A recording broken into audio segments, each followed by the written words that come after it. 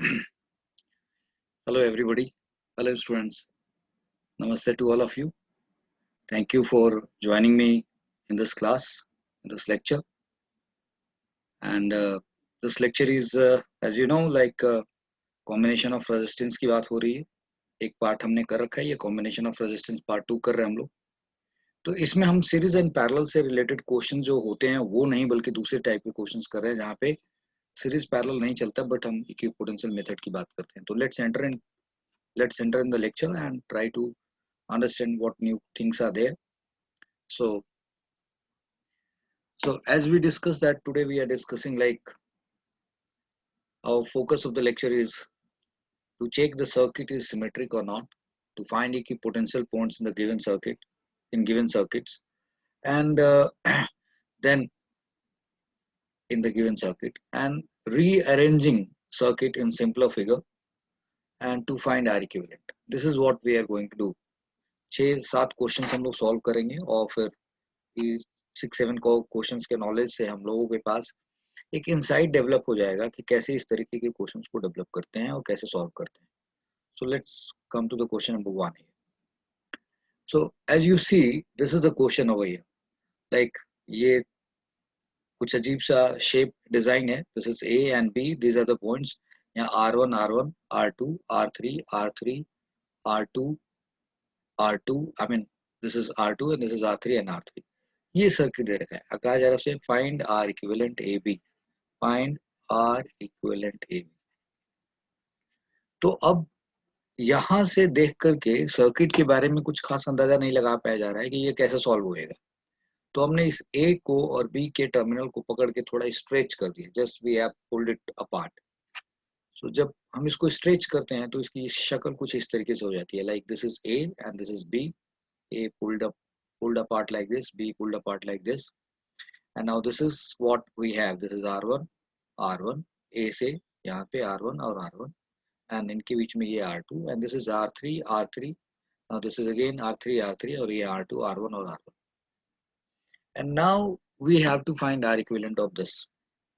तो अगर हम यहाँ से इसको किसी बैटरी से कनेक्ट करें, if we connect this through a battery, like अगर इसको हम किसी बैटरी से कनेक्ट कर दें, तो what we see here कि इधर से जो करंट जाएगा तो करंट आकर के यहाँ और यहाँ डिस्ट्रीब्यूट होएगा. इस तरीके से करंट का डिस्ट्रीब्यूशन होएगा. तो अब करंट का जब डिस्ट्रीब्यूशन होगा तो सवाल ये उठता है तो क्या इसमें जो करंट जाएगा, if I say this is I1, तो यहाँ पे जो करंट जाना चाहिए अगर उसको I2 कहूँ और ये वाला करंट I है एंड इस जगह पे करंट कितना I and that I is equal to I1 plus I2. So if you solve this question like I is equal to I1 plus I2, तो अब आपसे सवाल ये पूछा जा सकता है कि व्हाई डू यू अज्यूम कि इसमें I1 और इसमें I2, इसमें आप डिफरेंट करंट क्यों मान रहे हैं, जबकि यहाँ भी R1 है और इधर भी R1 है और इन दोनों के बीच में R2 है. इधर R3 है, इधर भी R3 है. इधर आप क्या देख रहे हैं, R2 है, इधर भी R1 और इधर भी R1 है. सो अगर आप पोलैरिटी रिवर्स करके इधर से भी भेजे तो जो स्थिति इधर से करंट भेजने में वही स्थिति इधर से करंट भेजने में है. तो अब ऐसे सर्किट को हम लोग सिमेट्रिक सर्किट कहते हैं. We call them symmetric circuit. इसको ढूंढने के लिए क्या करेंगे, जिन दो पॉइंट्स के बीच में कहा गया कि A और B के बीच में R इक्विवेलेंट निकालना है, तो यहाँ एक पॉइंट A और यहाँ पॉइंट B है, तो हम A और B से पास करता हुआ कोई लाइन एज्यूम कर लेंगे. Will assume some line, right. ठीक है, एक लाइन एज्यूम कर लेंगे समथिंग लाइक दिस. ऐसे ये डॉटेड, दिस इज डॉटेड हमें लेना है. तो हमने बोला कि एक मिनट बच्चा.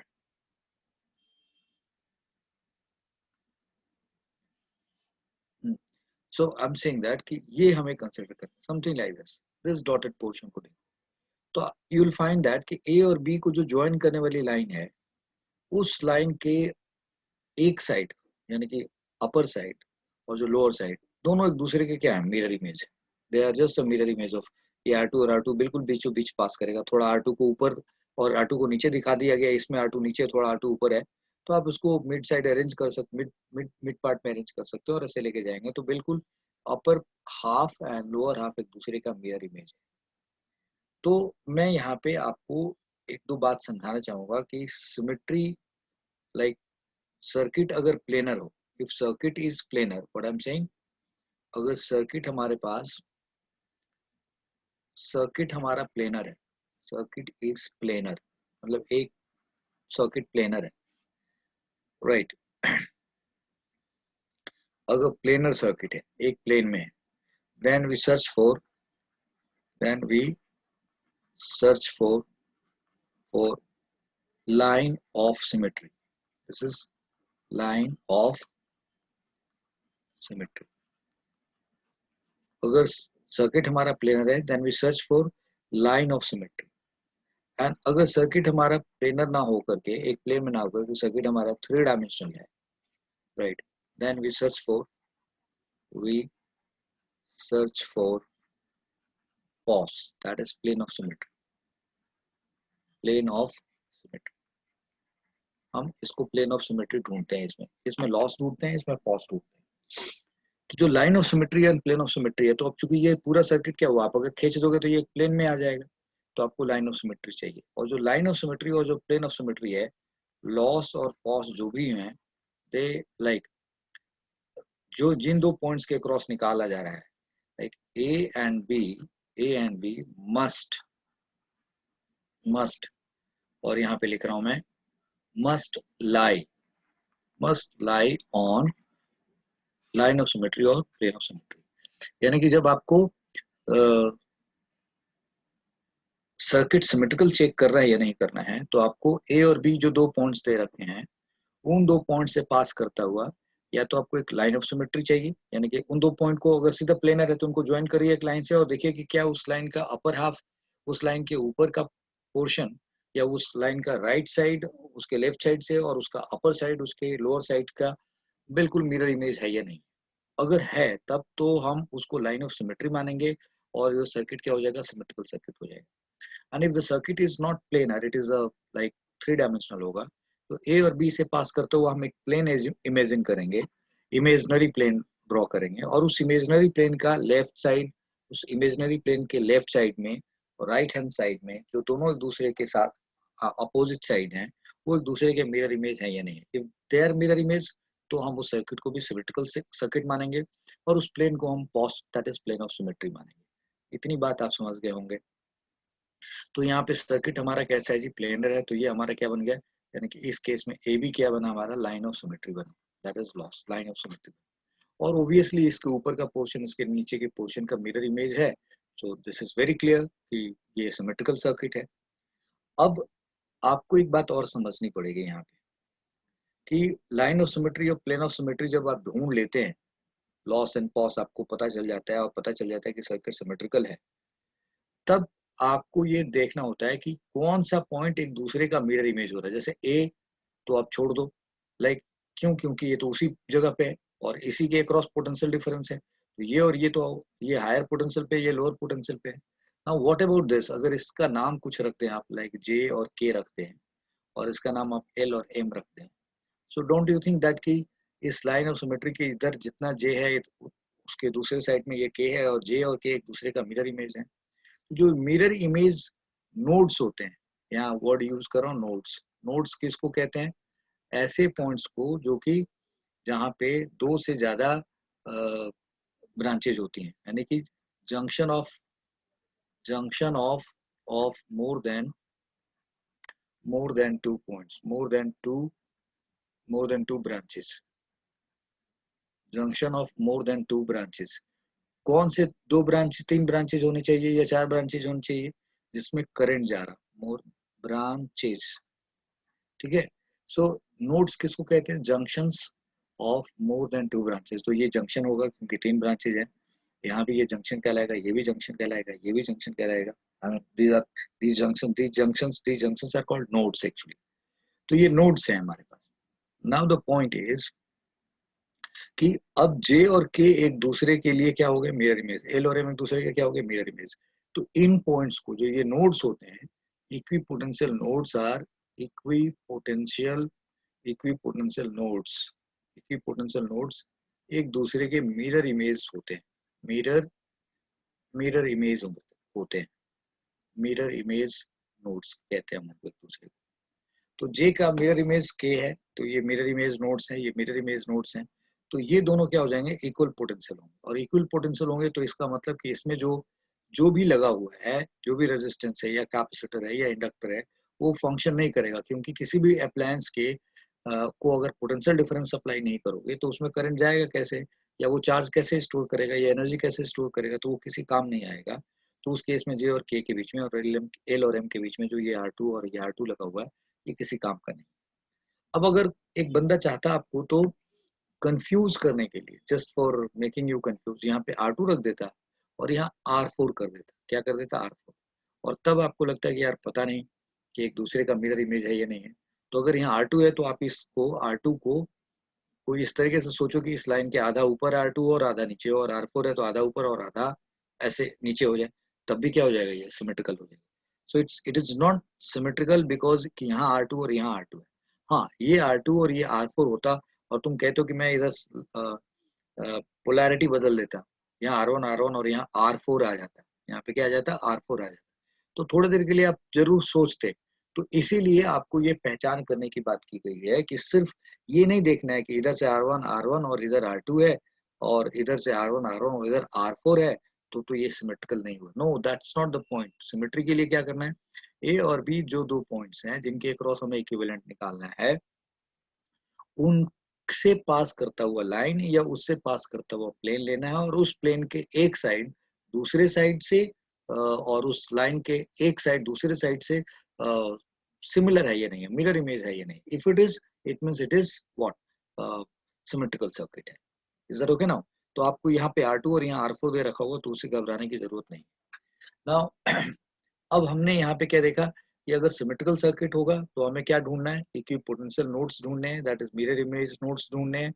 और मिरर इमेज नोड्स होएगा तो उस बीच में जो भी डिवाइस या अप्लायंस लगा हुआ वो किसी काम का नहीं है। तो अगर हमें ये इंफॉर्मेशन हमारे पास है तो हम लोग क्या कर सकते हैं?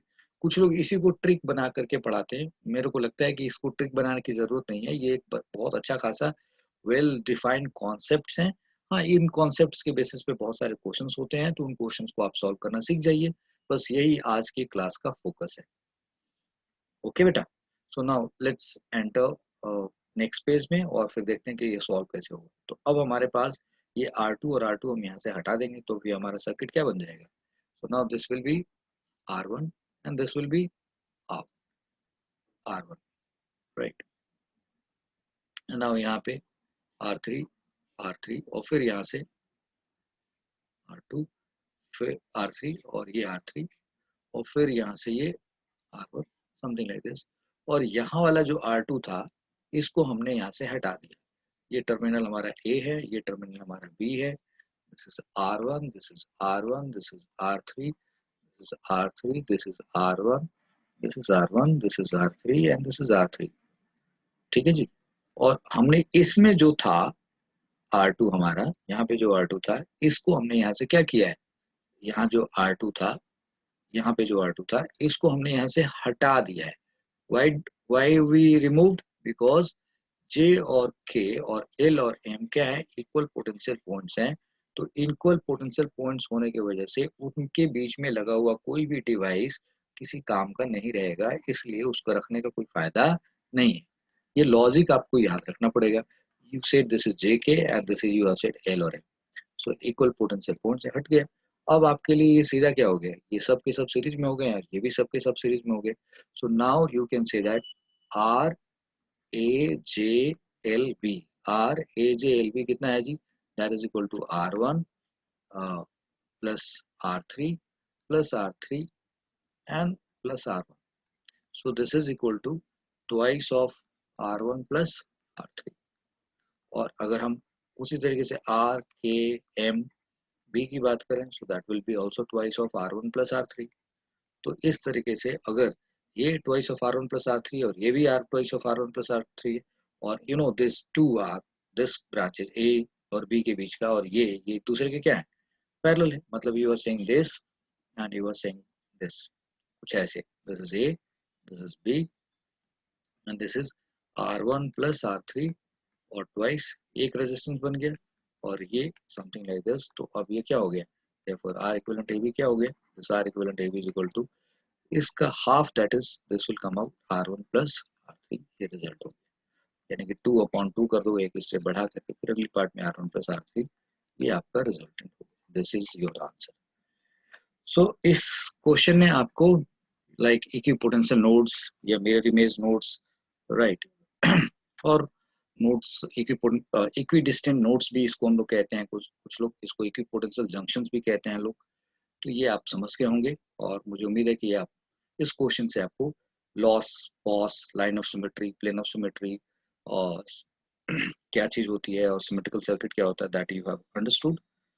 अब हम अगले क्वेश्चंस की तरफ चलते हैं, देखते हैं वहां हमें क्या सीखने को मिलेगा। Now this is the question I have made for you. This is question number 2 here. ये जो आप क्वेश्चन देख रहे हैं, ये साफ साफ दिख रहा है कि भाई एक रिंग है और उसमें इस तरीके से रेजिस्टेंस का जाल बुना हुआ है। अगर आपसे कहा जाए, मतलब ए बी के क्रॉस भी पूछा जा सकता है, सी डी के क्रॉस भी पूछा जा सकता है, ई एफ के क्रॉस भी पूछा जा सकता है। सो नाउ मैं एक निकाल के दिखा रहा हूँ, and I will say that कि बाकी पोर्शंस आप निकाल के देखिए क्या होता है। तो अगर आपसे पूछूं मैं कि find R equivalent A B, R equivalent A और बी के क्रॉस आर इक्विवेलेंट निकालिए। तो इसका मतलब कि ये जो बना रखा है, ये जो बना रखा है, आपको इस डिजाइन पे ध्यान नहीं देना, you have to ignore this extension. आपके लिए ये एकदम बिल्कुल सीधा सीधा रिंग कुछ इस तरीके से बना हुआ, जो कि ए और बी के बीच में निकाला। अब आपको ये ए और बी की बात करें तो देखो, अब यहाँ से मतलब यू नो हमें इक्विपोटेंशियल पॉइंट्स ढूंढने के लिए या सिमेट्रिकल ढूंढने के लिए बैटरी की जरूरत नहीं होती, हम लोग ऐसे भी सोच सकते हैं। तो यहाँ पॉइंट ए और ये पॉइंट बी है, और ए से बी, ए और बी से पास करता हुआ लाइन ये है। तो जैसे ही आप इसको लेके जाते हो तो आपको, और ये सर्किट कैसा है, प्लेनर सर्किट, एक प्लेन में है। तो इसका मतलब कि ये ए बी क्या बन जाएगा, लाइन ऑफ सिमेट्री बन जाएगा, यानी कि this is LOS line of symmetry हो गया। This is our line of symmetry. अब अगर ये लाइन ऑफ सिमेट्री है तो अब इसके ऊपर के पॉइंट्स देखो, इसका नाम रख दूं जे और इसका नाम रखूंगा के, इसका नाम रखा एल, इसका नाम रखा M. So what do I find here कि यहाँ से ऊपर जैसे है R1 R2 R2 R1, इधर से देखो R1 R2 R2 R1। तो if I take this line of symmetry तो this will be like a line mirror होगा। ये लाइन ऑफ सिमेट्री हमारे लिए क्या होगा, लाइन मिरर की तरीके से काम करेगा। और what do you see here कि इसका अपर पोर्शन, इसके ऊपर जितना जैसा सर्किट डायग्राम है, बिल्कुल नीचे में वैसा ही circuit diagram. So definitely this J K और L M, they are what, कैसे नोड्स हैं, इक्विपोटेंशियल नोड्स हैं। तो इनके बीच में तो कुछ कनेक्टेड है ही नहीं। जे और के बीच में यहाँ कुछ कनेक्शन नहीं है, एल और एम के बीच में यहाँ कोई कनेक्शन नहीं है।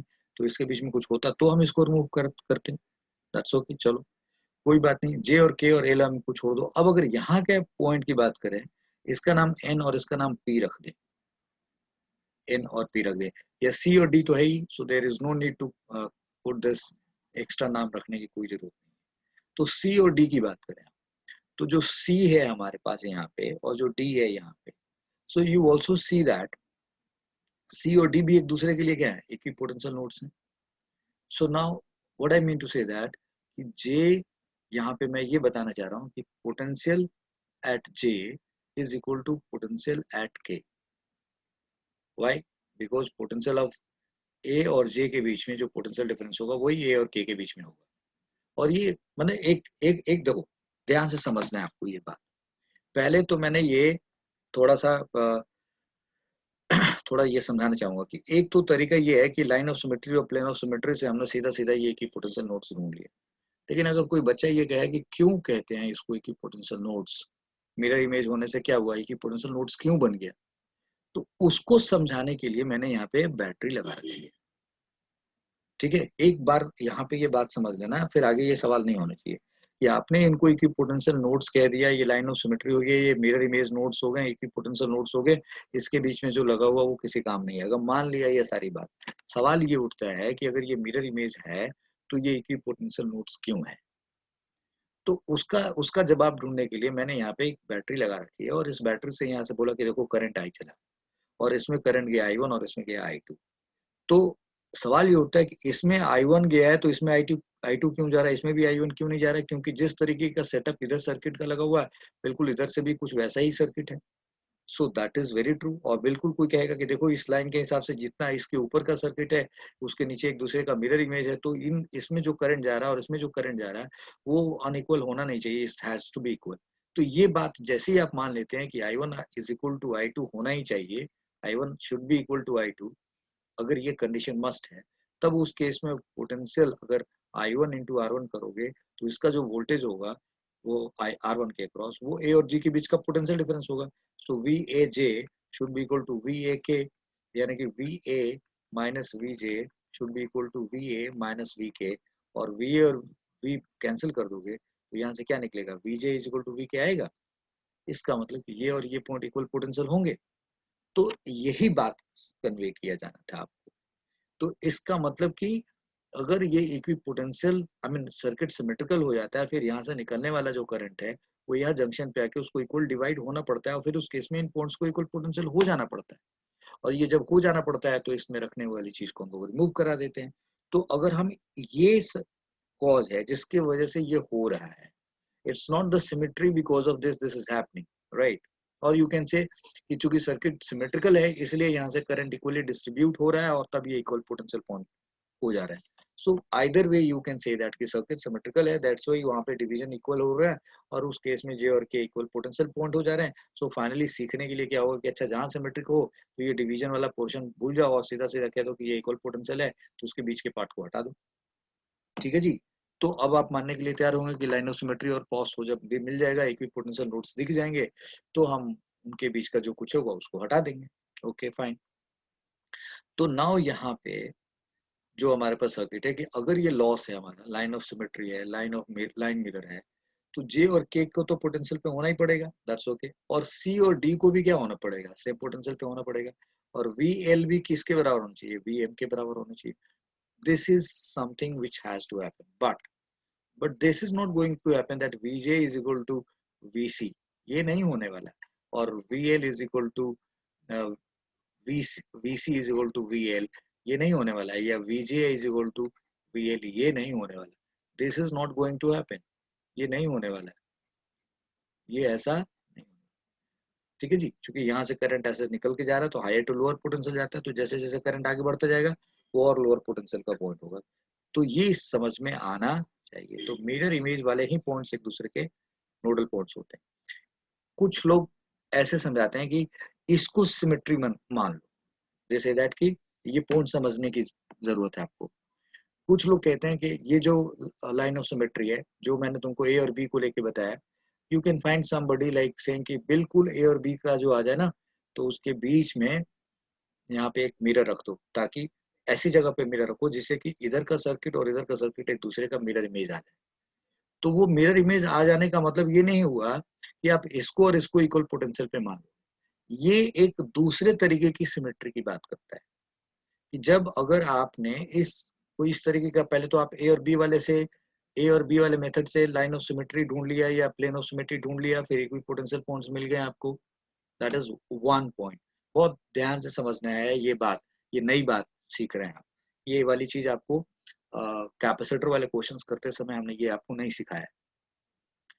मैंने देखा है कि बहुत सारे लोग ऐसे हैं कि क्या करते हैं कि जो सर्किट है ना ए और बी, वो ए और बी को छोड़ करके बल्कि वो एक ऐसा लाइन ढूंढते हैं या एक ऐसा प्लेन ढूंढते हैं जिस प्लेन के एक साइड, यानी कि एक साइड में ए आ जाए और दूसरी साइड में बी आ जाए, और फिर उसको कहते हैं कि देखो ये सिमेट्री है।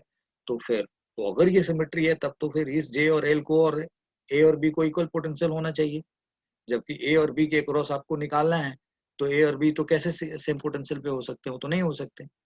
तो ये ढूंढने से ये और ये सेम पोटेंशियल पे नहीं आते, बल्कि इसका यानी कि दूसरा सिमेट्री ढूंढने का सिर्फ और सिर्फ ये फायदा होता है कि अगर दूसरा कोई सिमेट्रिक मिल गया जिससे कि आधा इस साइड और आधा इस साइड एक दूसरे का मिरर इमेज नजर आए, तो इसका मतलब कि उस प्लेन में या उस लाइन में जितने भी रेजिस्टेंस लगे हैं वो किसी काम नहीं आए।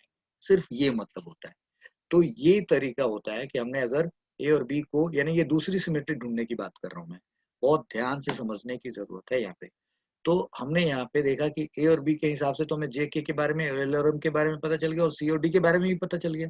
तो हमें इस सिमेट्री को ढूंढने की जरूरत नहीं थी। लेकिन अगर कोई देखे ओके ये तो हो गया, एक बीचों बीच ये रखते हैं, मतलब कि हाँ इसका इधर इसका मिरर इमेज है, इसका मतलब ये किसी काम नहीं होगा, तो सी और डी को हम सेम पोटेंशियल पे मान सकते हैं। हाँ, ये तो हम वैसे भी ढूंढ सकते थे। तो ये दूसरा सिमेट्री का जो टेक्निक है ये बहुत कामयाब नहीं है, इसलिए मैं आपको जो एक्चुअल है वो आपको मैंने बताया है। Is that okay now? ये ध्यान से समझना, ये कहीं पे लिखा हुआ नहीं होगा, इसलिए वीडियो देखोगे तभी समझ में आएगा। So now the point is कि सी को डी के पोटेंशियल के बराबर होना पड़ेगा और एल को एम के पोटेंशियल के बराबर होना होगा। तो सी और डी के बारे में हम अभी बात करने में ज्यादा इंटरेस्टेड है, यानी कि this we have to remove, this we have to remove, ये हम हटा दें। और ध्यान रखना है यहाँ पे इस बार सब जगह मैंने जैसे कैलकुलेटर में सीसीसी किया था, ऐसा कुछ नहीं, यहाँ पे R1 R2 R3 भी करके दिखा रखा है। तो मतलब आपको और थोड़ा जनरलाइज करके रिजल्ट पढ़ाया जा रहा है। तो अब उस केस में ये R3 और R3 रिमूव हो जाएंगे, ये पॉइंट यहाँ चला आएगा और ये पॉइंट यहाँ चला आएगा। इज ओके ना? तो चलो भाई इस क्वेश्चन को सॉल्व करते हैं। तब उस केस में सी को इस जगह पे ओ सी और डी को, और सी और डी अगर इक्वल पोटेंशियल पे हैं तो, और ये ओ भी जो होगा वो भी क्या हो गया, इक्वल पोटेंशियल पे होगा। ये भी क्या हो गया, इक्वल पोटेंशियल पे होगा, दैट ओ। तो सी ओ डी, यानी कि इस पे जो ये R3 और ये R3 लगा हुआ है, इसको यहाँ से रखने की जरूरत नहीं, इसको हम यहाँ से हटा सकते हैं। तो जैसे हटाएंगे तो अब हमारा सर्किट कुछ किस तरीके से बनेगा भाई, what kind of circuit this is going to be there. तो मैं आपको अगले पेज पे ले जाके इसको समझाता हूँ कि अब इसको सॉल्व कैसे करें। सो नाउ हियर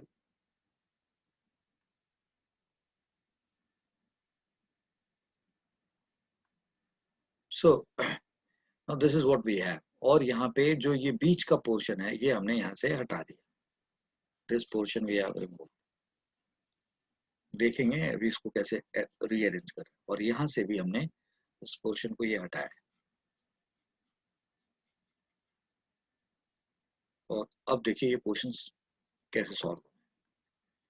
सो मैंने जैसे आपको बताया था कि ये सी ओ डी, ये R3 यहाँ रखने का कोई फायदा नहीं है। तो जे और सी के बीच में जो R2 है और के और डी के बीच में जो R2 है, तो सी ओ डी सब इक्वल पोटेंशियल पॉइंट्स हैं। तो आप क्या करिए, आप एक काम करिए, सी ओ डी सबको यहाँ पे मानिए, ये वाला जो पॉइंट हो गया आपका, दिस पॉइंट इज सी भी है, ओ भी है और डी भी है, ये वाला पॉइंट। और तब आपने बोला कि ओके, यहाँ से ये वाला रेजिस्टेंस ये इधर चला है, ये वाला रेजिस्टेंस ऐसे चला है, ये वाला रेजिस्टेंस ऐसे चला है, और ये वाला रेजिस्टेंस ऐसे चला है, और this portion we have removed, ये यहाँ से हमने हटा दिया। So this is, I hope you have understood what we are trying to say. मैंने ये बोला कि देखो, ये सी यहाँ आ गया, तो जे और सी यहाँ आने से जे और सी के बीच का ये R2 इधर आ जाएगा, एल और ओ के बीच में सी ओ के पास आ गया तो ये R2 ऐसे आ जाएगा। तो इसका मतलब आपका क्वेश्चन कैसे कंप्लीट हो गया, this is R2, this is your, ये आपका R2 है, ये भी आपका R2 है, ये भी आपका R2 है, और ये भी आपका R2 है। अब आप ये देखिए कि यहाँ क्या था, R1 और ये एक R2 पहले से था, ये एक R2 पहले से था, और यहाँ एक R4 है। तो यू आर सेइंग कि ये हमारे पास यहाँ R1 है, यहाँ एक R2 है, और ये भी हमारा R1 है, एंड दिस इज यहाँ पे एक R2 है, and this is again, this is here R1, and this is R1, and this is R2, and this is R2, और ये R4 है, ये R4 है, ये R4।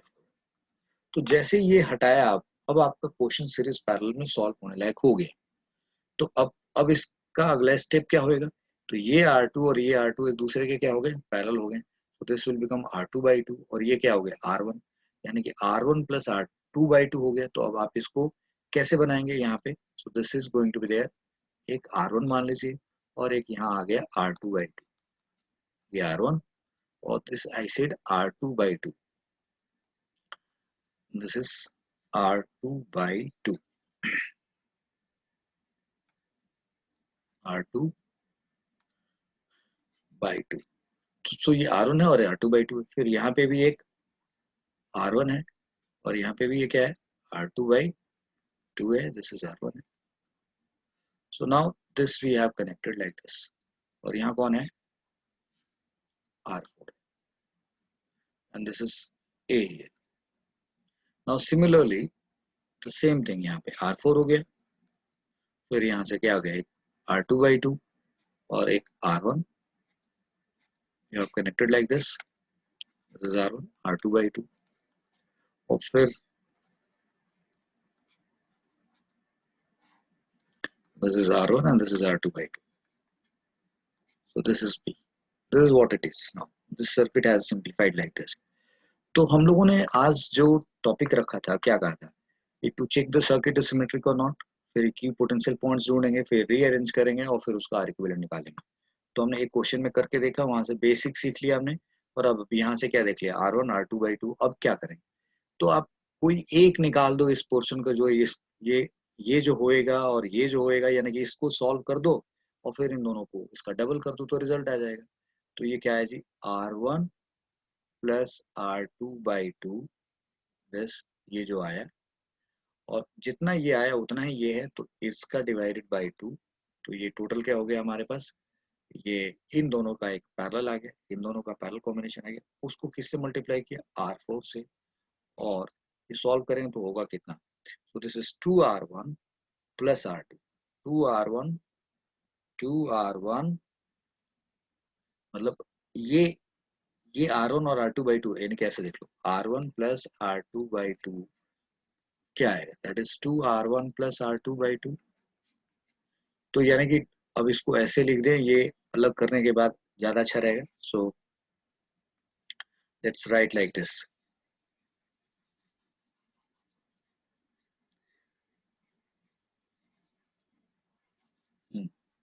तो हमने यहाँ पे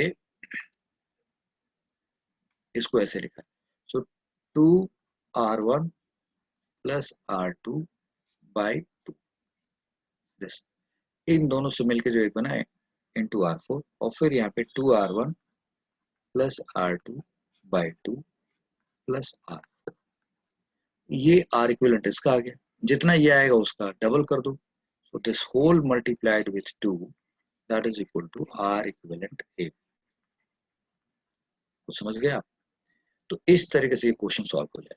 नाउ माय पॉइंट इज कि अगर मैं जैसे ये A और B के क्रॉस निकाला, सो आई एम सेइंग फाइंड, अगर मैं बोलूं R equivalent JM, sorry EF, चलो R इक्विवेलेंट CD निकालो, मैं बोलूं C और D के क्रॉस R इक्विवेलेंट निकालो, और दूसरा सवाल है find R equivalent that is E and F। तो अगर ये दो क्वेश्चन आपको और दे दिए जाएं इसी क्वेश्चन में, तो मैं आपको बताना चाहूंगा यहाँ पे कि सॉल्व करते समय क्या करेंगे आप, जब C और D की बात करेंगे आप, तो जैसे A और B के क्रॉस निकाला उसी तरीके से C और D के क्रॉस निकालेंगे, तो आपको फिर क्या देखो, यहाँ से R2, इधर R2, तो अब J और L क्या हो जाएगा, यानी कि इसको आप लाइन ऑफ सिमेट्री मानोगे तो ये इसके इक्विपोटेंशियल हो जाएगा, KM के इक्विपोटेंशियल हो जाएगा। अभी क्या था, यहाँ पे J K के बराबर था और L M के पोटेंशियल के बराबर था, जब ये लोगे तो J L के बराबर, K M के बराबर, तो फिर ये यहाँ से जैसे यहाँ पे R3 डिलीट हो गया, यहाँ से R4 डिलीट हो जाएगा, फिर उस क्वेश्चन को सॉल्व कर सकते हो, इधर हो गया ना। लेकिन जब R इक्विवेलेंट EF की बात करें, E और F की बात करें, तो अब उस केस में इधर देखो R1 है और इधर R2 है, इधर देखो R2 है इधर R1 है, तब ये क्वेश्चन सॉल्व करना आपके लिए मुश्किल हो जाएगा। तब आप ये जो मेथड ऑफ सिमेट्री जो हम लोग लगा रहे हैं, इससे ये क्वेश्चन सॉल्व नहीं हो, ये चूंकि वो सर्किट सिमेट्रिकल होगा ही नहीं, तो EF के across like for E and F, for EF circuit is not symmetrical, circuit is not symmetrical, symmetrical, तो अब वो सिमेट्रिकल नहीं है, so this cannot be done, this cannot be done, cannot be done, cannot be done by method of symmetry, method of symmetry से वो solve नहीं हो सकता, फिर उसको लिए अलग टेक्निक हमें सीखना पड़ेगा, which we learn later on, so you should try this one। और ये आपको समझ में आएगा जब आप, अगर आप नहीं मानते हो तो उसको करके देखना, आप फंस जाओगे और आपका ये सॉल्व नहीं हो पाएगा।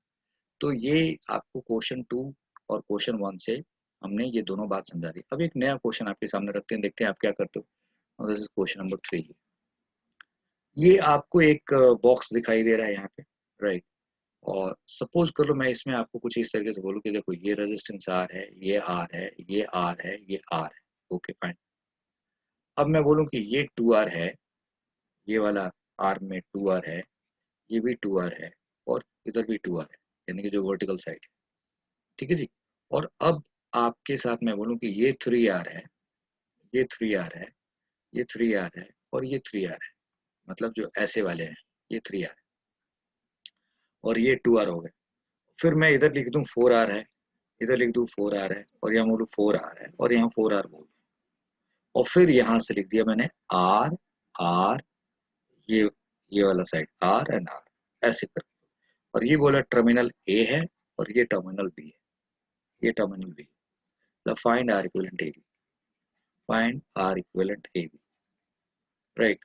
This question I have just design for you actually, ठीक है जी। ये क्वेश्चन मैंने थोड़ा सा जनरलाइज करके बनाया है, ये दूसरे फॉर्म में बुक्स में आपको मिल जाएगा, बट ये मैंने अपने हिसाब से डायग्राम बनाया आपके लिए। और यहाँ पे ये क्वेश्चन बिल्कुल नया मैंने आपको बना के रखा है कि अगर ये ए है और ये बी है, और ये जो ऐसे जो जुड़ा हुआ वो आर है, और फिर ये 3r हो गया, और ये वाले जो चार ऐसे वर्टिकल हैं वो 2r हो गए, इधर वाले ये 4r हो गए, और फिर इधर वाले r। अब r इक्विवेलेंट ए भी निकालना है। क्या करेंगे भाई आप, what you will do it.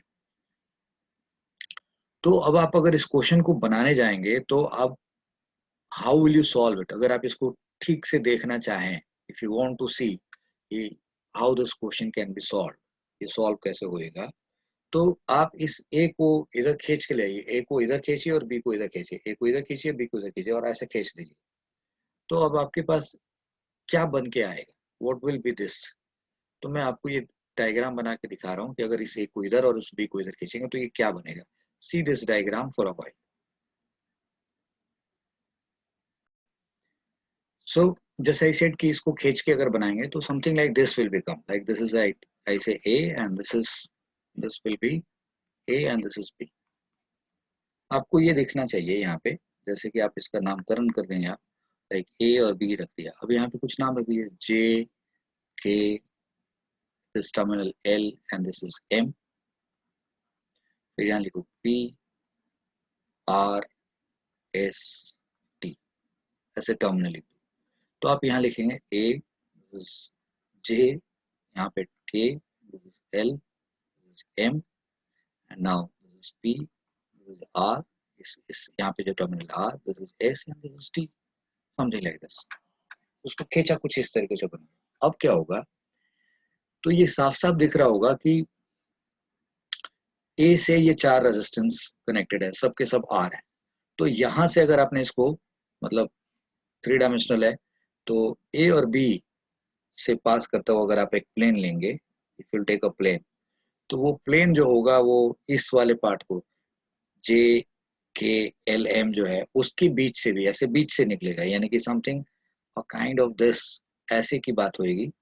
जिस तरीके से है ये टर्मिनल होएगा, मीन्स अगर आप एक इसमें प्लेन ऑफ सिमेट्री ढूंढेंगे तो प्लेन ऑफ सिमेट्री कुछ इस तरीके से मिलेगा,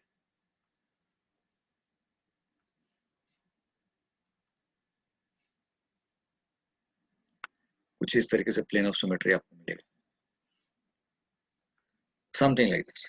तो यू विल फाइंड दैट कि ये बिल्कुल ये ऐसे बीचों बीच, और यहाँ पे ए, ये वाली लाइन बी ऐसे होएगा, यानी कि यहाँ पे J K, what I mean to say that यहाँ पे ए है, यहाँ बी है, और जे और के के बीच में कोई मिड पॉइंट होगा, और ये एल और एम के बीच का मिड पॉइंट होगा, ये आर, यहाँ पे पी आर एस टी लिखना था मुझे, तो मैंने यहाँ पे क्या लिख दिया, ये पी है, या this is P, P R S T है, this is P R S T, तो ये पी और आर का मिड पॉइंट होगा। और लेट सपोज मैंने इसको जे डैश लिख दिया, इसको यहाँ पे एम डैश लिख दिया, और इसको यहाँ पे पी डैश लिख दिया, और यहाँ पे ए टी डैश लिख दिया, तो ये मिड पॉइंट्स हैं। तो इसका मतलब कि इससे ऊपर ये जे के साथ, ये एम इसके साथ, ये सब के सब क्या होंगे, ये क्या बन जाएंगे अगर आप इसको खींचोगे इस तरीके से। और देखो जे मतलब एक ये सिमेट्री मिलेगी, और जैसे ये सिमेट्री मिलेगी ठीक उसी तरीके से एक ऐसा सिमेट्री इधर से भी मिल जाएगा, इधर मिड पॉइंट के तरीके से देखोगे तो एक ऐसे भी सिमेट्री मिलेगी कुछ इस तरीके से जाके यहाँ पे ऐसे मिड होता हो। तो उस केस में अगर इसको खूब तरीके से एनालाइज करोगे, इफ यू एनालाइज दिस, एक सिमेट्री ऐसा मिलेगा, मतलब ऐसे जाएगा, और दूसरा मैंने ऐसे दिखा देना। यहाँ पे ये मैंने बोला जे और के का मिड पॉइंट है, ये किसका मिड पॉइंट है, जे डैश किसका है, जे जे के का मिड पॉइंट है, यानी कि जे के बाई टू, ये क्या है, एम एल बाई टू पे है, यानी कि आप समझ रहे होगे मेरा पॉइंट। यानी कि इसको और बड़ा करके मैं अगर दिखाना चाहूँ तो वो भी दिखा सकता हूँ। एक let me take you to better diagram so that you can understand this much better. So we can very easily understand now. We can understand this कि अगर आप आपने ये देख के घबराना नहीं है इस क्वेश्चन को देखकर। बात सीधी सी ये है कि ये यहाँ से जो करंट चलेगा तो ये जे के एल एम ये सब के सब इक्वी पोटेंशियल होंगे और this P R S T इनको भी क्या होना होगा इक्वी पोटेंशियल पॉइंट होगा। तो इसका मतलब कि ये जो 4R है, ये जो 4R है, ये जो 4R है, ये 4R है, ये जो 3R, 3R, 3R ये सब किसी मीनिंग के नहीं रह जाएंगे। This will be all removed. So here if you look at that यानी कि अगर आप इसको स्ट्रेच करोगे लाइक ए और बी ऐसे करोगे आप और here you say that this is J, this point is K and this is L or M and then here you say P and this is R and this is S and T.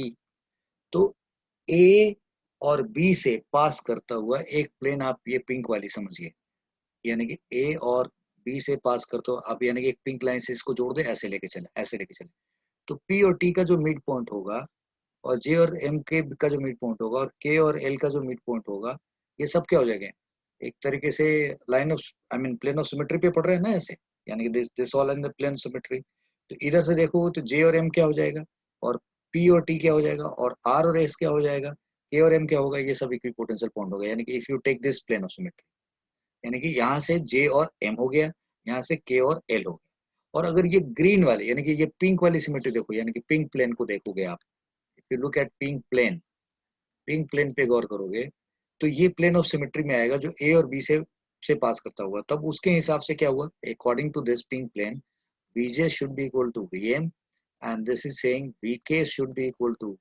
VL and this should be VR is equal to Vs and Vp is equal to Vt ये कह रहा है pink plane के हिसाब से और अगर आप ग्रीन प्लेन लेकर के चल लोगे आप if you talk about this green plane ये जो बीचों बीच है अगर ग्रीन प्लेन के हिसाब देखोगे तो आपको पता चलेगा कि जे और के को क्या होना पड़ेगा जे शुड बी इक्वल टू के एंड एम किसके बराबर होना चाहिए एल के बराबर होना चाहिए और वी टी किसके बराबर होना चाहिए वी एस के बराबर होना चाहिए वी पी किसके बराबर होना चाहिए वी आर के बराबर P R S T so if you talk like this तो यहाँ से नहीं दिख रहा है कि वी जे वी एम के बराबर है वी जे किसके बराबर है वी एम के बराबर है वी जे इसके हिसाब से वी जे वी के बराबर है इसका मतलब जे एम के एल सब आपस में क्या हो जाएंगे बराबर हो जाएंगे तो इसका मतलब ये पॉइंट ये पॉइंट ये पॉइंट ये पॉइंट ये इक्वल पोटेंशियल हो जाएंगे ये भी आपस में इक्वल पोटेंशियल हो जाएंगे तब ये सर्किट बन कैसे जाएगा तब उस केस में ये जो 4 रेजिस्टेंस बचे और ये बीच में के जो 3R है सब गायब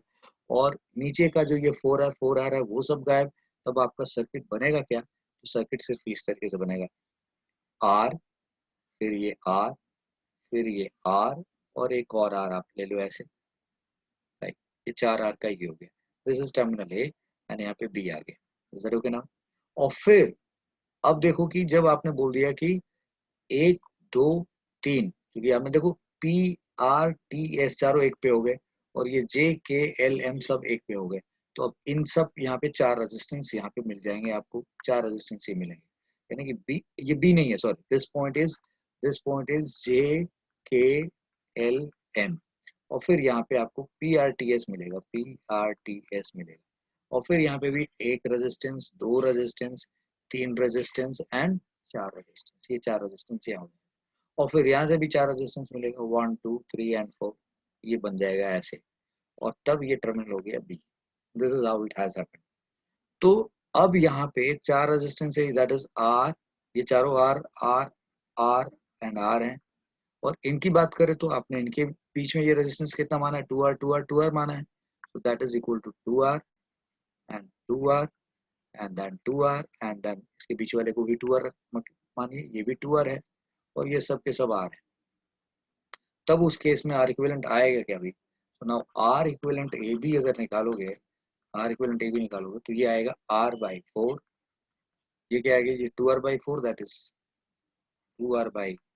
2R/4 और ये कितना है R/4 तो ये सॉल्व होकर क्या आया कितना this R equivalent is equal to now here this is R/4 2R/4 तो ये R/4 और ये R/4 क्या बन गया R/2 बन गया और ये 2R/4 क्या बन गया R/2 बन गया and that has come to R तो ये इसका R इक्विवेलेंट हो गया so I hope you have understood this question कि कैसे सॉल्व होएगा, यानी कि R equivalent A B is equal to यहाँ पे आ रहा है, तो आपको ये सिमेट्री अप्लाई करना आना चाहिए. So we have done this 3 questions, बड़े अच्छे से समझ गए. Now we are coming to this question number 4. ये क्यूब वाला क्वेश्चन है, यानी कि ये सब आर हैं, ये सब के सब आर हैं ऐसे, ये आर है राइट. और आपसे कहा जा रहा है कि भाई बिल्कुल यस, चार चार एंड चार, yes, and this is A and B. किसी ने बोला आप इसका आर इक्विवेलेंट ए बी निकाल के बताइए. तो अब आप अगर आप इसको खींचेंगे, फिर यहाँ पे आप नामकरण कर दीजिए. You can name it like this, जैसे आपने वहां रखा था. बोलिए ए यहाँ पे है, so you can name this is J J K J K L and M. और यहाँ से आप देखें तो this is P R T, P R S T कर दीजिए, पी आर एस टी, ऐसे समथिंग लाइक दिस. और इन सब का रेजिस्टेंस आप, इन सब के रेजिस्टेंस को आप बोलिए आर है. ये आर टर्मिनल के फॉर्म में यूज किया है. सो दिस इज, ये सब के सब रेजिस्टेंस को आपने आर लिख दिया, ये सब आर हो गए. तो उस केस में जैसा कि आपने पहले पढ़ रखा है,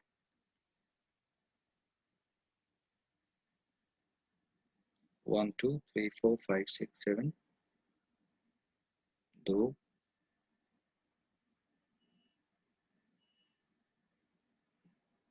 यस. सो जैसा कि अब इसका इक्विवेलेंट ए बी निकालना है, तो फिर आप खींचेंगे ए और बी को. अब आपको पता है कि अब यहाँ पे सिमेट्री की अगर बात करें, तो लाइन ऑफ सिमेट्री और प्लेन ऑफ सिमेट्री से आप ढूंढोगे, तो ए और बी से पास करता हुआ प्लेन सिर्फ ये होगा, ये वाला प्लेन, ये और ये ढूंढ पाएंगे आप. तो ये ढूंढेंगे तो आपको सिर्फ पता चलेगा कि ये एम और आर और एल और एस निकल के आएंगे. जबकि कायदे से पता चलेगा कि यहाँ से जो करंट आ रहा है, तो वो के से एस, के से जे और के से एल जा रहा है, और तीनों रेजिस्टेंस आर है. तो ऐसा कोई सीन बन नहीं रहा, क्योंकि ये भी सर्किट का सिमेट्रिकल पोर्शन है. यानी कि यहाँ से जैसे करंट गया, इधर भी ये एक स्क्वायर सर्किट मिला इसको यहाँ से, और फिर वो बी पे पहुंचता है.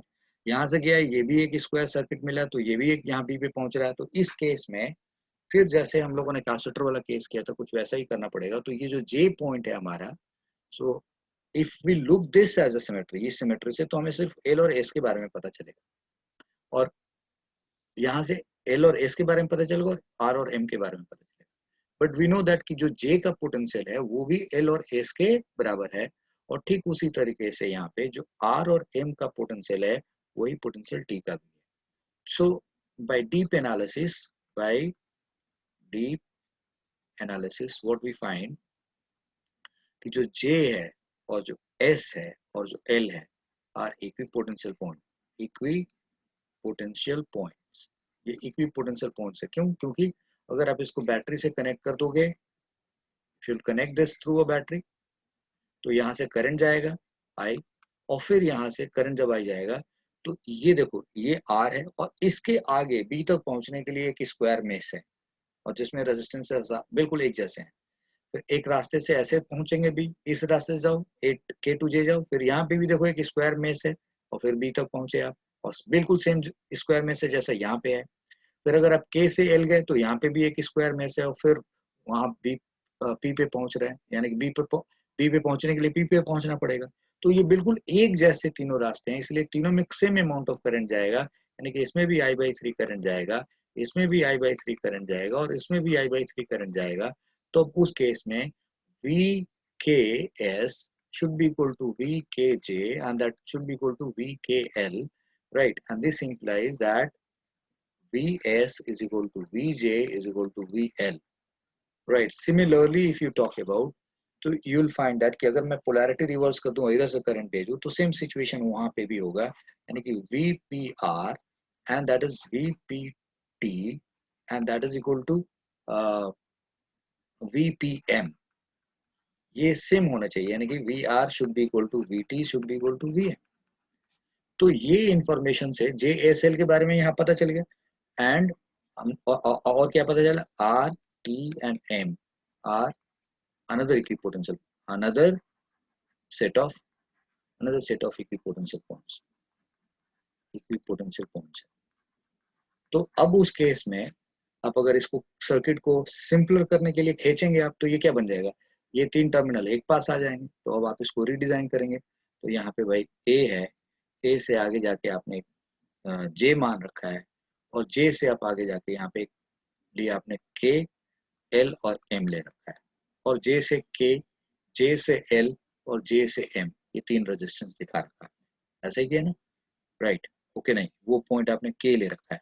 सो दिस इज के, this terminal is K, and this is J. I'm saying this terminal you have taken as a K, and this is J, this is L, and this is M. तो ये J L M यहाँ पे हो गया, ये R R और R हो गया। और अगर हम यहाँ से देखें, इधर से देखें, तो यहाँ हमारे पास B है, B से आप यहाँ आ गए, this terminal is P, right? और अब P से P से हमारे पास R T और M है, R T और M है। तो यहाँ पे हमने ये P है हमारा, दिस इज P, और ये हमारा R है, T है और M। तो P से R, P से T और P से M, ये ऐसे हो गया, और यहाँ पे हमारे पास B है। अब ये J से देखो कहाँ कहाँ रेजिस्टेंस गया, J से M पे गया, J से R पे गया। तो भैया J से M और J से R, यानी कि 2 रेजिस्टेंस ऐसे हो गए। फिर L की बात करोगे, तो L से आप देखो, L से कहाँ गया, T पे, L से कहाँ, M पे। तो यानी कि L से T और L से M, यानी कि 3, और ये 4 दिखा दो आप। ठीक है जी, ये 4 रेजिस्टेंस ऐसे गए। और फिर M से लोगे आप, तो M कहाँ है आपका, यहाँ पे। M से कहाँ गया, P, और M से कहाँ गया, L। सो M से P और नहीं, गलत हो गया यहाँ पे। M से बात करें तो यस, M से हमारे पास 2 रेजिस्टेंस है, एक P टू M आया है, और एक यस P टू M से हम बात करें, yes this point is B। यहाँ से हमारे पास 3 थे रेजिस्टेंस, P, R, T और M पॉइंट है, तो R, T और M लिखा, ठीक है। सो दिस इज M से हमारे पास क्या कहाँ पहुंचा है, M से L पहुंचा, और M से L पहुंचा, और M से P पहुंचा। सो M से, ये तो हमने ले लिया, P से M ले लिया, तो अब हमें M, अच्छा, here we have done this is R T, ये पॉइंट M लिख करके हम लोगों ने गड़बड़ी कर रखी है। दिस इज P से R, P से T, P से M, P से R, P से T, P से M है। दिस इज ओके, P से R, P से T, P से M। तो यहाँ पे K से J, K से J, K से L और S है हमारे पास यहाँ पे। दिस इज S, और this is not M, this is S। तो this is JLS, this is JLS है हमारे पास यहाँ पे, JLS टर्मिनल है। तो कहीं पे यहाँ पे या JLS, और this is RTM। So now यहाँ से हमने जो टर्मिनल पकड़ा है, दैट इज J से ले लिया, L से ले लिया, और S से बात करते हैं। तो S से T और S से R की बात करते हैं।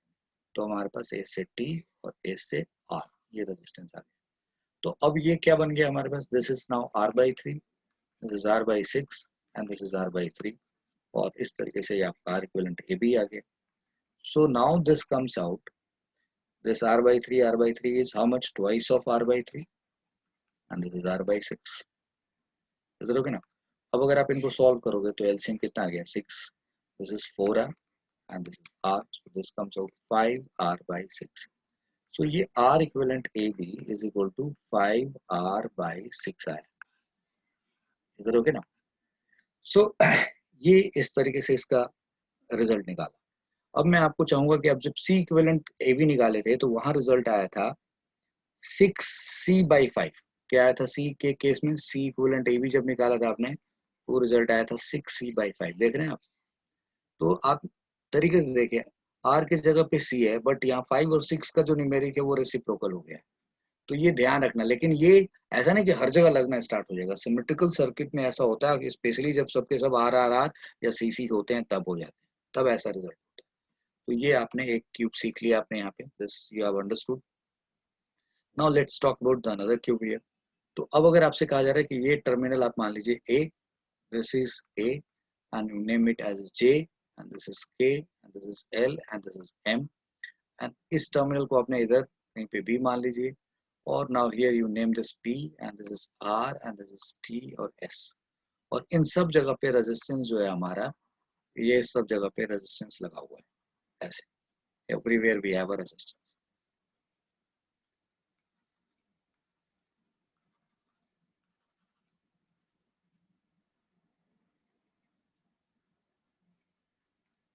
सो ऊपर के चार, ये तो 6 7 8 9 10 11 12 सब हो गए।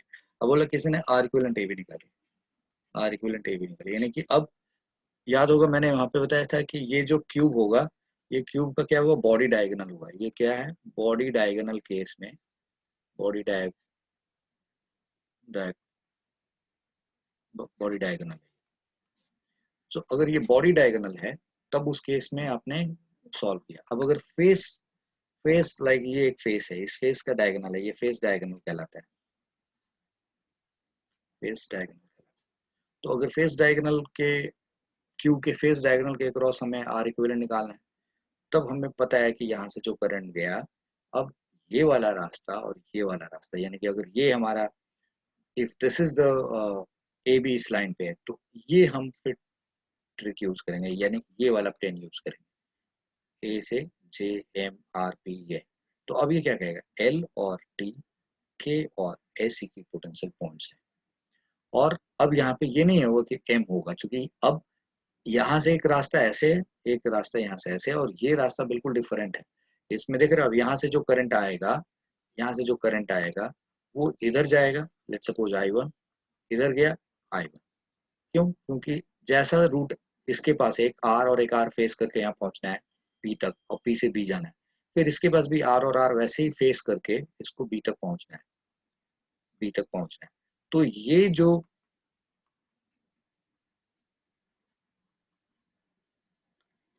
तो जो अब यहाँ से जो करंट गया और फिर एक स्क्वायर फेस ऐसे मिल रहा है, तो ये रास्ता और ये रास्ते का जो, इस रास्ते में जो का जो ट्रबल है वो एक जैसा है, इसलिए यहाँ करंट इधर जो जाएगा और इधर जाएगा वो इक्वल जाएगा। और इसमें करंट की वैल्यू आपको थोड़ी डिफरेंट रखनी पड़ेगी, तो ये आई टू ले लिया, यानी कि आई इज इक्वल टू कितना हो गया, 2i1 प्लस I2। हम लोग इस क्वेश्चन को किरचॉफ लॉ से भी सॉल्व करके देखेंगे और दूसरे मेथड से भी देखेंगे। तो अभी हम लोग सिर्फ जो मेथड ऑफ सिमेट्री है या मेथड ऑफ इमेज है या मेथड ऑफ इक्विपोटेंशियल है या नोडल मेथड है, हम लोग ये कर रहे हैं। So this I is equal to 2i1 plus I2। तो यहाँ से साफ साफ दिख रहा है कि लाइन ये प्लेन ऑफ सिमेट्री होगा, यानी कि कॉस कौन है यहाँ पे, कॉस है आपका, this is J M R P, J M R P, ये प्लेन ऑफ सिमेट्री है। So this is implies what, this implies that this is implying what, vk is equal to vs and vl is equal to vt। तब उस case में आप इस point को इसके पास लेके जाओगे, टी को आप लेके जाओगे एल के पास। तो जब आप ऐसा करोगे तो फिर सर्किट रीडिजाइन करनी पड़ेगी आपको, और रीडिजाइन बन करके आपको क्वेश्चन सॉल्व करना पड़ेगा। So let's do that. तो अब उस केस में हम अगले पेज पे चलते हैं and just doing that.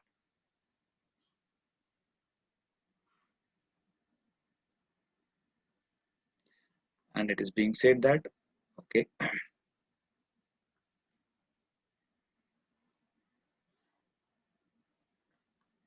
And now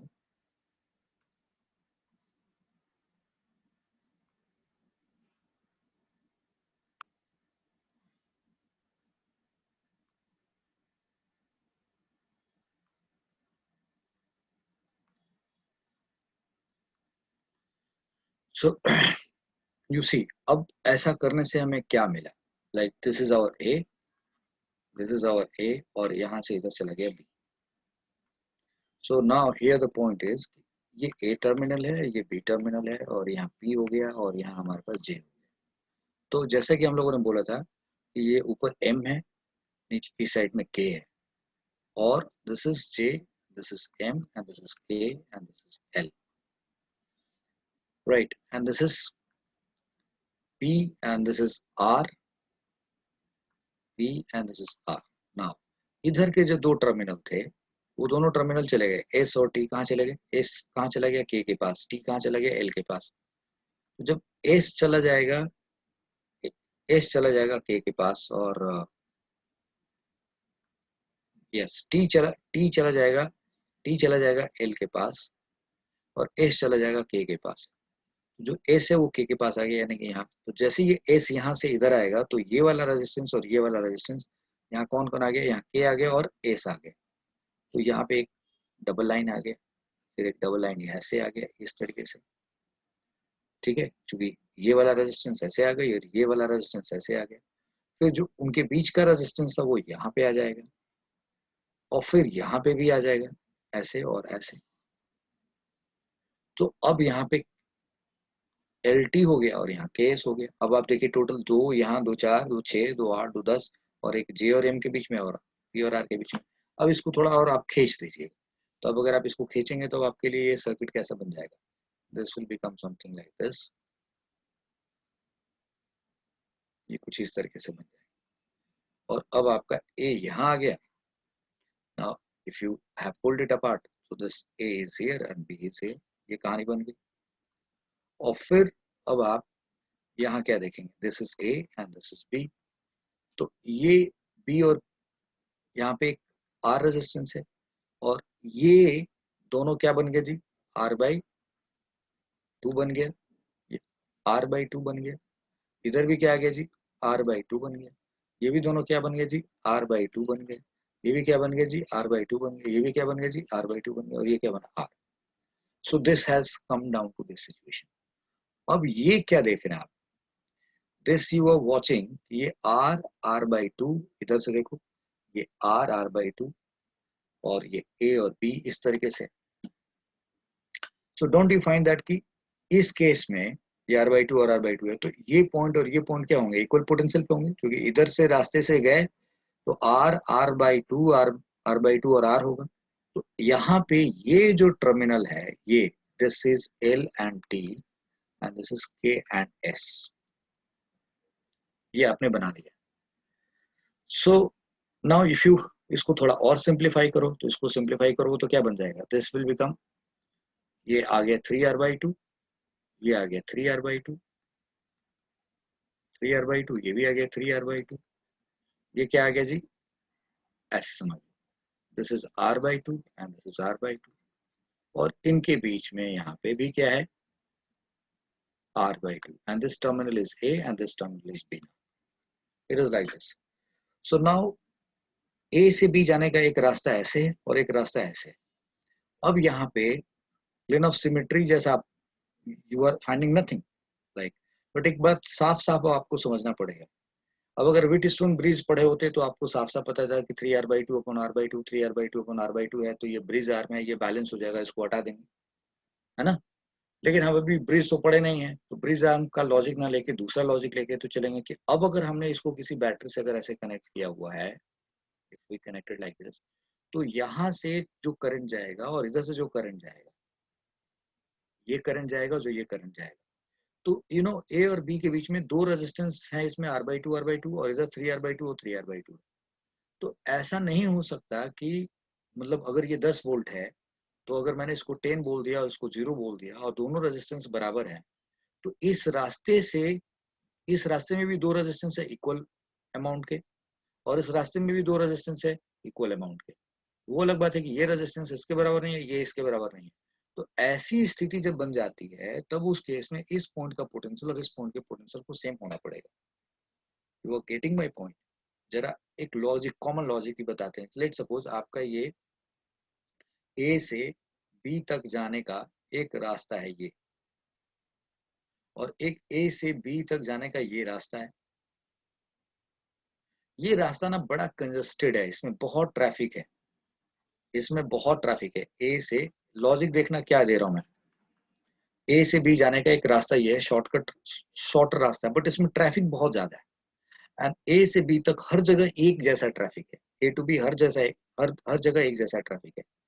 और यहाँ पे जो रास्ता बना हुआ है, इस रास्ते में यहाँ से यहाँ तक भी जो ट्रैफिक है वो एक जैसा ट्रैफिक है, बट इसके रिस्पेक्ट में यहाँ ट्रैफिक बहुत कम है, यहाँ ट्रैफिक बहुत कम है इस रास्ते में।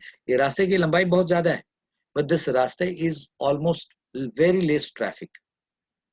ठीक है, तुम ये मत कहना कि ये R/2 है, ये 3R/2 है सर, तो यहाँ तो रेजिस्टेंस बड़ा हो गया। डोंट टेक दैट लॉजिक, पहले यहाँ पे जो बात बताई जा रही है वो समझो कि ए से बी जाने का एक रास्ता ऐसा है जिसमें काफी ज्यादा ट्रैफिक है और यहाँ से यहाँ तक यूनिफॉर्म ट्रैफिक है, और यहाँ ए से बी एक बाईपास बनाया हुआ है जिसमें ट्रैफिक बहुत कम है, बट ये रास्ता बहुत लंबा है। तो डोंट यू थिंक कि जितने देर में यहाँ से सपोज करो दो फ्रेंड थे, यहाँ पहुंचे, एक बंदा इधर गया, एक बंदा इधर गया, तो जितने देर में वो यहाँ पहुंचेगा उतने देर में ये तुम्हारा फ्रेंड यहाँ पहुंचेगा, क्योंकि यहाँ यूनिफॉर्म ट्रैफिक है और ट्रैफिक इज क्वाइट हैवी। और फिर वो जितने देर में यहाँ से यहाँ पहुंचेगा उतने देर में ये बंदा यहाँ से यहाँ पहुंचेगा। If both reaches A to B at the same same A से स्टार्ट किया सेम टाइम में एट बी पे, if they are reaching at same time, so this is how, this is इस रास्ते का मिड पॉइंट है, इस रास्ते का मिड पॉइंट है। यानी यहाँ से यहाँ तक पहुंचने का जो टाइम लगा, यहाँ से यहाँ तक पहुंचने का टाइम क्या लगा, सेम। तो इसका मतलब ये पॉइंट और ये पॉइंट इक्वल टाइम पॉइंट्स हैं या नहीं है, यानी कि ये इसके आइडेंटिकल होगा या नहीं होगा, वो गेटिंग दिस लॉजिक और नॉट। तो similar kind of logic we can place over here कि अगर ए टू बी हमारे पास है ये सीन, ए से बी के बीच में अगर 10 वोल्ट है तो ये 10 है, ये 0 है, और ये दोनों रेजिस्टेंस आइडेंटिकल है, तो ऐसा नहीं हो सकता। जरा थोड़ी देर के लिए मैं आपको एक लॉजिक देख के समझाता हूँ। जैसे ये 10 है बेटा और ये 0 मान लिया, तुमने बोला यहाँ पे इस पोटेंशियल को मैं 7 मानूंगा, इसको 7 मानूंगा, और इसको मैंने मान लिया 4।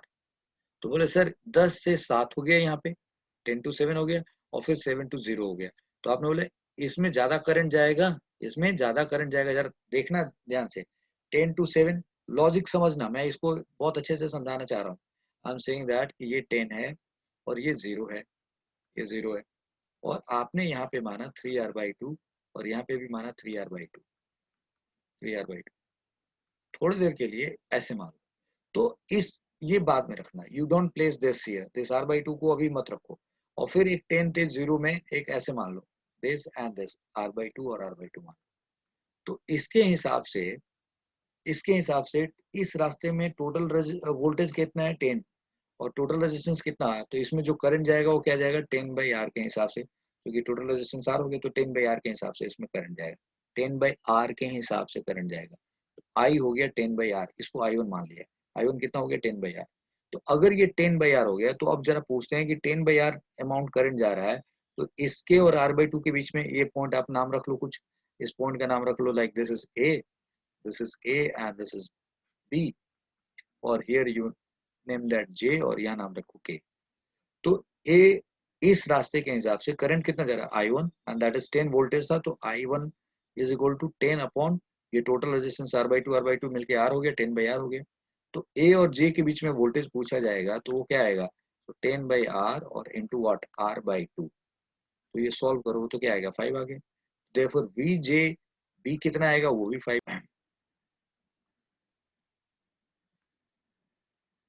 सो वी जे बी भी कितना आ गया, वो भी 5 वोल्ट आ गया, यानी कि ए जे 5 वोल्ट आ गया, तो ये भी 5 वोल्ट आ गया। और अगर इधर से देखोगे, सपोज करो अभी ये मैंने बीच में नहीं डाला, इधर से देखो, तो ये 3R/2 है, तो 3R/2 एंड 3R/2 कितना हो गया टोटल, 3R हो गया। तो यानी कि इधर से करंट देखोगे I2, तो कितना आएगा जी, 10/3R होगा, ये करंट होगा। अब इस 10/3R करंट को इस ए और के बीच का वोल्टेज निकालना है, तो आपके पास क्या होगा, 10/3R, और इसको किससे मल्टीप्लाई करोगे, R/2। ये भी कितना आएगा, 5 वोल्ट आएगा कि नहीं आएगा, 5 वोल्ट ये भी आ गया, तो ये भी 5 वोल्ट आ गया। अब अगर इसके बीच में तुम R/2 डाल दो, तो तुम्हें पता है ना कि ये 3R/2 के हिसाब से करंट इसमें कितना जा रहा है, 10/3R। इसके क्रॉस 5 वोल्ट आया, इसके क्रॉस भी 5 वोल्ट आया, इसमें करंट जा रहा है 10/R, इसके क्रॉस भी 5 वोल्ट आ गया, इसके पास भी 5 वोल्ट आ गया। तो अगर इस 5 वोल्ट ये है, 5 वोल्ट ये, अगर इसके बीच में आपने कोई रेजिस्टेंस डाल भी दिया, तो उसमें कोई करंट पास हो पाएगा क्या, नहीं हो पाएगा ना। तो मैं अगर भी टिस्टोन ब्रिज नहीं पढ़ाया हूँ तब भी आपको समझ में आ रहा है कि ए टू ओ ये दोनों इक्वल रेजिस्टेंस है, ये एक रेजिस्टेंस है, और बाद में आपने इसको क्लब कर दिया, तो obviously this is of no use, no, तो ये 7 नहीं हो सकता, ये 4 नहीं हो सकता। तो मैंने आपको ये बात समझा दी है, और ये वीडियो लेक्चर है, आप इसको फिर से थोड़ा सा रिवाइंड करके देखेंगे इस लॉजिक से, तो आपको ये पता चल जाएगा। So what I mean to say finally here, what I mean to say that कि इस केस में ये जो R/2 हमारे पास है यहाँ पे, इसको हम यहाँ से क्या कर सकते हैं, हटा सकते हैं। तब जब इसको हटा देंगे, यानी कि ए और बी और दिस एल टी और के S, this point was L, this point was LT here and this was KS, तो LT और KS के बीच का ये रेजिस्टेंस हट जाएगा, तब आपके पास क्या सर्किट बनेगा, एक 3R/2 और 3R/2 बन के 3R होगा, और इधर से क्या बनेगा, R, और ये टर्मिनल क्या है A, और ये टर्मिनल क्या है B। तो R इक्विवेलेंट AB कितना आ गया आपके पास, R इक्विवेलेंट AB कितना है, 3R और R पैरेलल में है, So that is 3R into R upon 4R. उसको सॉल्व कर दोगे तो क्या आ जाएगा 3R/4. सो अगेन आप सी इक्विवेलेंट वाला रिजल्ट अगर इस केस का कंपेयर करेंगे तो वो क्या आता है यहाँ पे 4/3C आता है. समझ गया आप. तो ये हम लोगों ने ये क्वेश्चन भी कर लिया. That we have understood what is this. Now दो क्यूब हमने कर लिया. अब तीसरे क्यूब की बात करते हैं. So let's talk about this one. So now what we have is कि अब ये जो हमारे पास है इसको हम फेस के क्रॉस किसी भी एक फेस के क्रॉस हमने निकाला सी इक्विवेलेंट. जैसे वो फेस डायगोनल था, वो बॉडी डायगोनल था, तो हम एज के क्रॉस निकाल रहे हैं. यानी कि हम लोग सी आर इक्विवेलेंट एज के क्रॉस निकाल किसी भी एक एज के क्रॉस. लाइक ऐसे ये 3, ये 4 रेजिस्टेंस हो गया, ये 5 रेजिस्टेंस हो गया, ये 6 हो गया, ये 7 हो गया, ये 8 हो गया, ये 9 हो गया, ये 10 हो गया, और ये 11 हो गया, और ये 12 हो गया. 12 रेजिस्टेंस. और ये टर्मिनल ए और ये टर्मिनल बी. ये जो मैंने आपको लॉजिक समझाया यहाँ पे कि कैसे ये वाला लॉजिक या ये कैसे सॉल्व करके दिखाया, फिर बाद में हम ये रखा हटाए, इसको बार बार सुनना बच्चे और फिर समझना. इससे काफी अच्छा मैसेज मिलेगा. So now if you look at this, और ये सारे के सारे रेजिस्टेंस आ रहे हैं यहाँ पे, सब आ रहे हैं. तो अब उस केस में सब आ रहे हैं. तो now here in this case कि आपको आर इक्विवेलेंट ए बी चाहिए. सो यू नो दैट कि अगर ये ए बी है तो अब यहाँ पे आपको कुछ इस तरीके के प्लेन ऑफ सिमेट्री की जरूरत पड़ेगी. If you take a plane of symmetry like this, देखना एक लाइन ये खींची मैंने, ठीक है, और एक लाइन ये खींची. मतलब ए और बी से पास होना चाहिए था, तो ए और बी से ये पास हो गया. और अब अगर आप नामकरण रखते हैं इस पॉइंट्स के, you say that this is A. A यहां मान लिया आपने, बोला कि ये जो ए है, this A is here and this A is here and this B is here. B यहां मान लिया. और आपने बोला कि okay this is J K L M and this is B. Here you write P Q S T. P Q S T. P R लिखने में बार बार are से आप कंफ्यूजन हो रहा था, तो मैंने इसको बोला पी क्यू एस टी लिख दिया. तब उस केस में बड़ा साफ साफ पॉइंट है ना कि अब अगर ये प्लेन ऑफ सिमेट्री है, यानी कि यहाँ पे पॉस हमारे पास क्या है, प्लेन ऑफ सिमेट्री क्या है, जे एल एस पी. ये J L S P plane of symmetry. और तब ओब्वियसली एम और के एक दूसरे का क्या हुआ, मिरर इमेज पॉइंट है. टी क्यू का मिरर इमेज पॉइंट है, तो ये टर्मिनल इसके पास चला जाएगा और ये टर्मिनल इसके पास चला जाएगा, और फिर ये क्वेश्चन सॉल्व किया जा सकता है. समझ गए आप मेरी बात. सो अब हम लोग इसको अगले पेज पे ले जा करके इस पॉइंट को एम को के पास और क्यू को टी के पास लेके जाएं, तो देखो ये सर्किट हमारे पास क्या बन गया. सो let's C.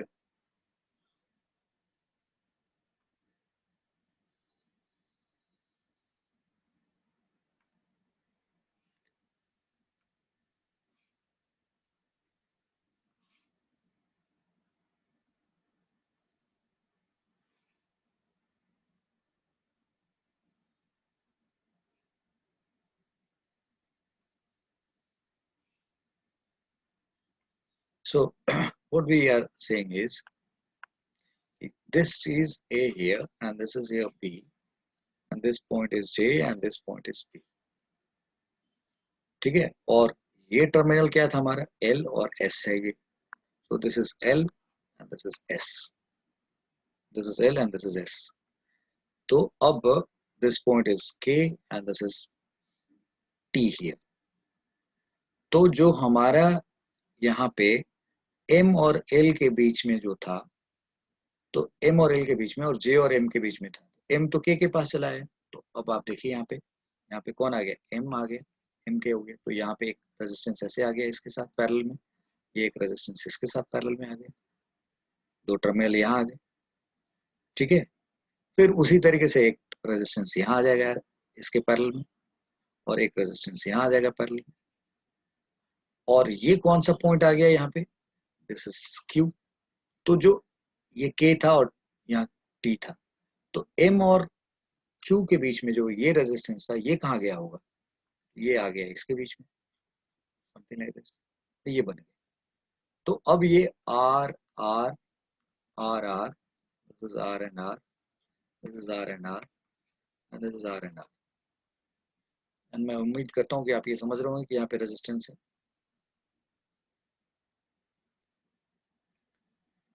This is how it is. So now और यहाँ पे भी रेजिस्टेंस R है. तो अब क्या करेंगे आप? तो अब ये दोनों क्या हो गया, R/2, ये R/2 और ये R है. This is R here. So now this becomes what? अगर आप इसको सॉल्व करेंगे तो ये बनेगा R/2. इनको सबको सिंपल बना हो जाएगा. देखो ये क्या बनेगा, ये सर्किट क्या बन के आया हमारे पास.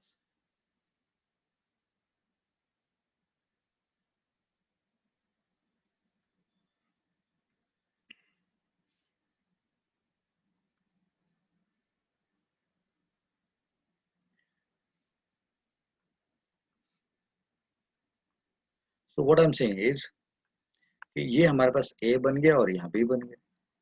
ये तो हमारे पास यहाँ पे रेजिस्टेंस R ही रहा. ये कितना हो गया जी? R/2 हो गया. ये भी कितना हो गया जी? R/2 हो गया.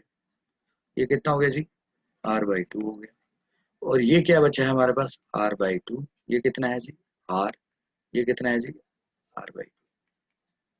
तो ये तीनों को सॉल्व कर दोगे तो ये क्या बन जाएगा? 2R. This will become 2R and this will become R/2. तो 2R एंड R/2 क्या हो गए? पैरेलल में. तो 2R into R/2 upon 2R plus R/2. अगर आप इनको सॉल्व करो तो ऊपर क्या आएगा? 2R स्क्वायर और नीचे क्या आएगा जी? 5R. और 2 नीचे कैंसिल होगा तो ये सॉल्व हो गया. क्या है? 2R/5. तो ये तुम्हारे पास 2R/5 आ गया, ये पूरा ऊपर का पोर्शन. तो अब अगले पोर्शन में क्या बन गया आपके पास? अगला पोर्शन आपका कुछ इस तरीके से बन गया. सो this is, you have got it like this. Now you are saying कि मेरे पास यहाँ पे 2R/5 है. What is this? 2R/5. ये कितना है? R/2. ये कितना है? R/2. और ये कितना है? R. And this is A and B. यहाँ से आपका ये सर्किट बन गया जी. इस वाले सर्किट को ऐसे बना दिया आपने. अब 2R/5 और ये R/2 प्लस R/2 ये सब क्या है? सीरीज में है. तो अब अगर आप यहाँ से आगे ऐसे जाते हैं तो ये एक सर्किट R बना और एक ये सब मिल करके इसके क्या हो गए? पैरेलल हो. And this terminal is A and this terminal is B. और ये कितना है जी?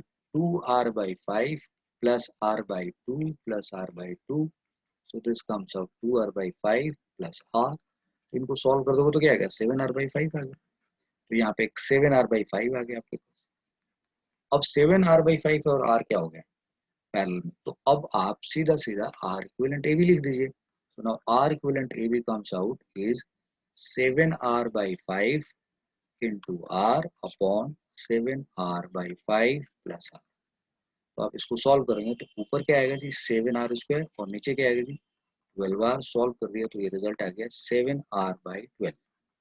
तो इस तरीके से R इक्विवेलेंट आ गया आपका 7R/12. ठीक है बच्चा. तो हम लोगों ने इस तरीके से Q के ये तीनों केस भी कर लिए. एंड इसमें कुछ एडिशनल क्वेश्चन जो था हमें करना. एक नया क्वेश्चन आपको आपके सामने यहाँ भी लेके आया मैं. ये भी एक नया क्वेश्चन था. सो ये जानने के बाद let's do some another question here. अब अगर मैं आपके पास this is now this was question number, this was question number 4. Now this is question number 5 and now question number 6. Now this is question number 7. अब अगर मैं यहाँ से इस क्वेश्चन में आपको कोई भी एक पोर्शन लाइक सपोज कर लो मैंने ये बोले ये वाला निकाल दिया, ये बोले ये निकाल दिया मैंने. और अब आपको बोला जी हेलो थिंक लाइक दिस कि ये टर्मिनल ए है और ये टर्मिनल बी है और ये सब आर है ऐसे.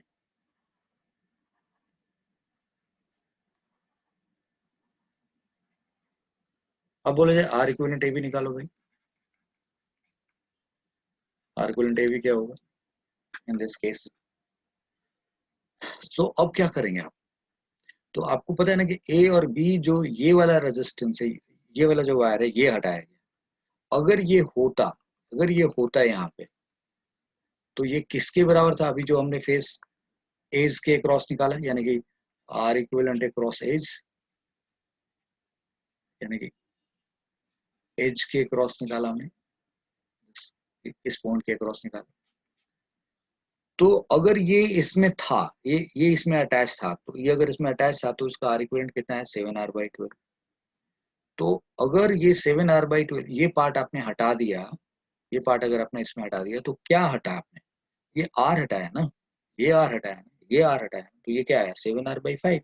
तो आप क्या कर सकते थे सीधा सीधा, तो अगर इस केस में कोई आर इक्विवेलेंट पूछे तो ये क्या, आपने इसको यहाँ से हटा दिया, इफ यू हैव रिमूव, तो इसको मतलब आपने क्या कर रखा है, यानी कि ये नहीं है, ये नहीं है, ये नहीं है, तो ए और बी के क्रॉस क्या निकल के आया था 7r/5 आया था। तो यानी कि आर इक्विवेलेंट क्या आएगा जी, what will be the value of R equivalent, R equivalent will be 7r/5।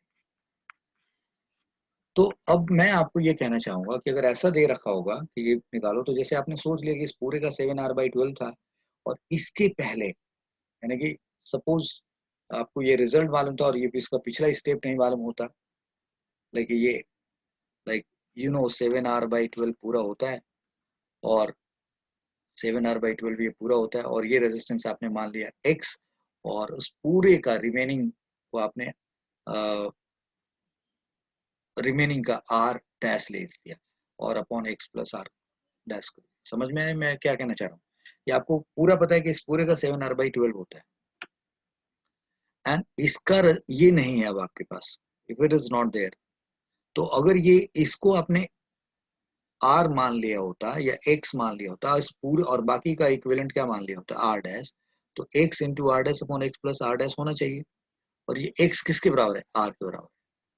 So this is something like this, so 7r/12 is equal to what, r, यानी कि इसको आप सॉल्व करोगे तो ये क्या निकल के आएगा, इसको उल्टा कर दो, just solve it like this, so 12/7r लिखो, और अब ये क्या लिखोगे, r plus r dash divided by r dash, r dash, तो ये सॉल्व हो गया है 12/7r, और यहाँ क्या बना जी, r अपॉन r डैश करोगे तो 1/r डैश, और ये क्या आएगा फिर 1/r आएगा ना, r dash upon this 1/r आएगा।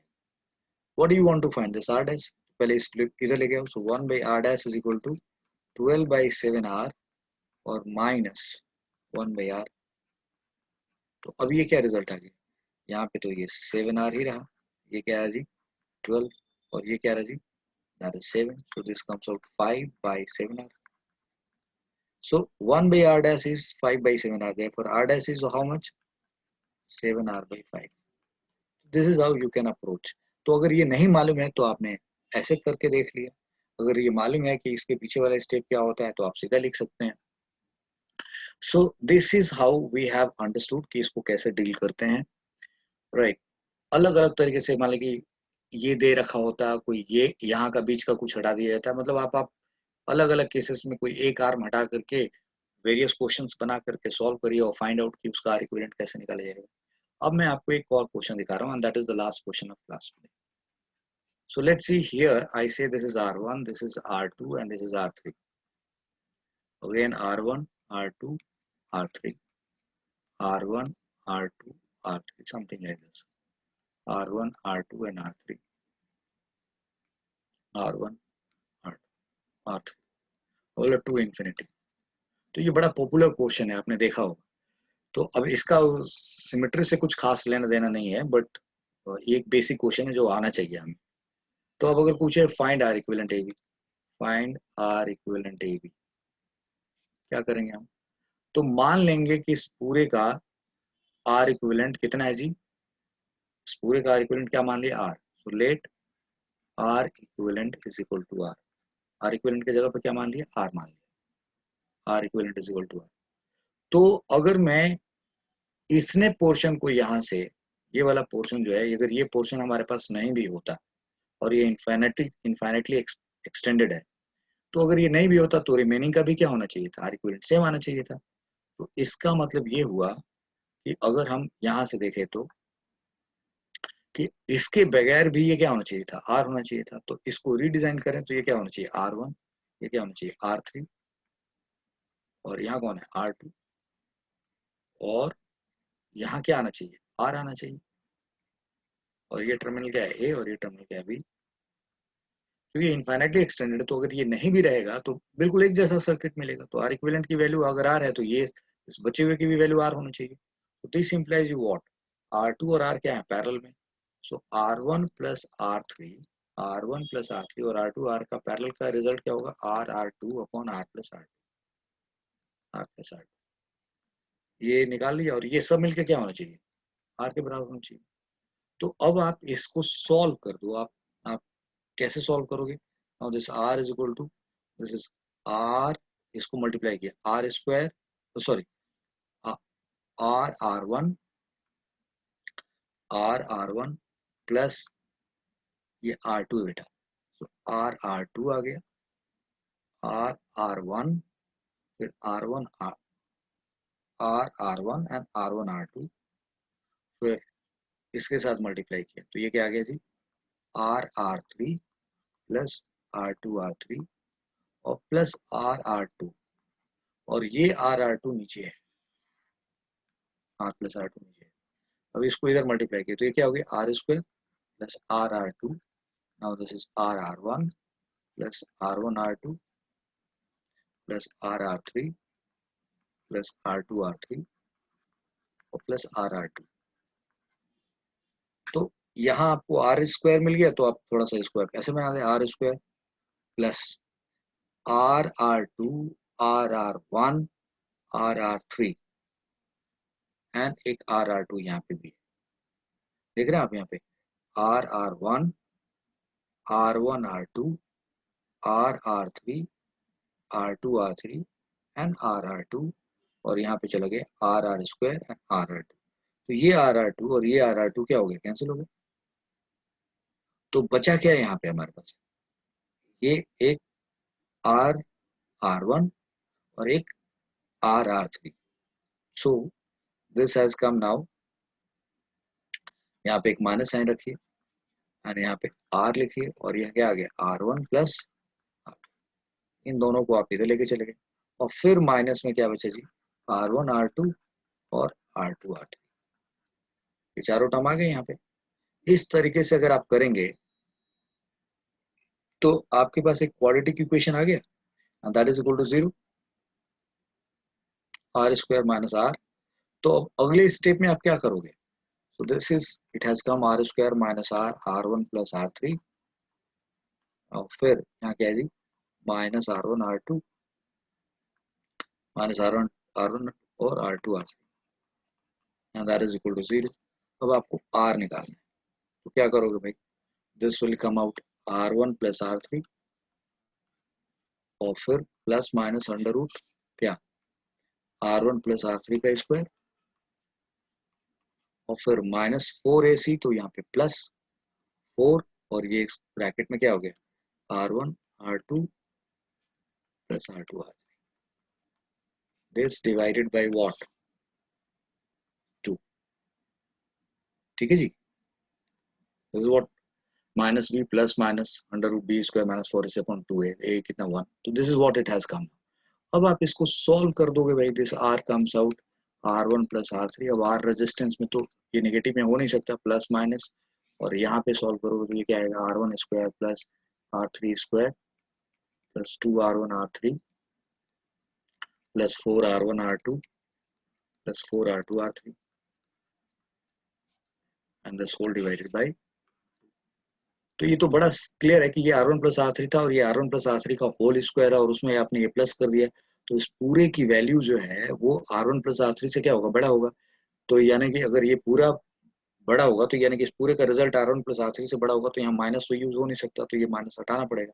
तो R इज इक्वल टू, यानी कि जो एलिजिबल वैल्यू है वो क्या होगा, R1 plus R3 and plus फिर under root what, R1 plus R3 का whole square and 4 and R1 R2 and R2 R3, this divided by, इसको और भी आप कर सकते थे, R2 कॉमन करके R1 प्लस R3 लिख सकते थे, तो अपॉन 2। चलो इसको थोड़ा और सिंप्लीफाई कर लो, ये R1 प्लस R3 एक यहाँ रख दो, फिर यहाँ प्लस, फिर यहाँ R1 प्लस R3 का होल स्क्वायर कर दो, और फिर प्लस 4, और यहाँ एक R2 बाहर निकाल लो, और ये R1 प्लस R3 ऐसे लिख दो, राइट, अपॉन 2, यानी कि R1 प्लस R3 रख करके ऐसे सॉल्व कर दो, ये R की वैल्यू आ गई, ये तुम्हारा R इक्विवेलेंट आ गया।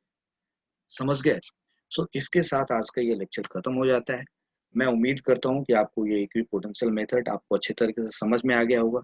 अगले लेक्चर में हम लोग सेल्स सेल्स का ईएमएफ, उसके internal resistance, combination of cells, series combination of cells, parallel combination of cell, mix combination of cells पढ़ेंगे। वो थोड़ा लेक्चर लंबा होगा, और मैं उम्मीद करता हूँ कि ये सब आप अच्छे से रिवाइज करके टोटली तैयार रहेंगे, so that if you are taking mock question तो आप वहाँ पे सॉल्व कर पाएंगे। So God bless you, thank you for watching, keep sharing, keep liking, keep promoting.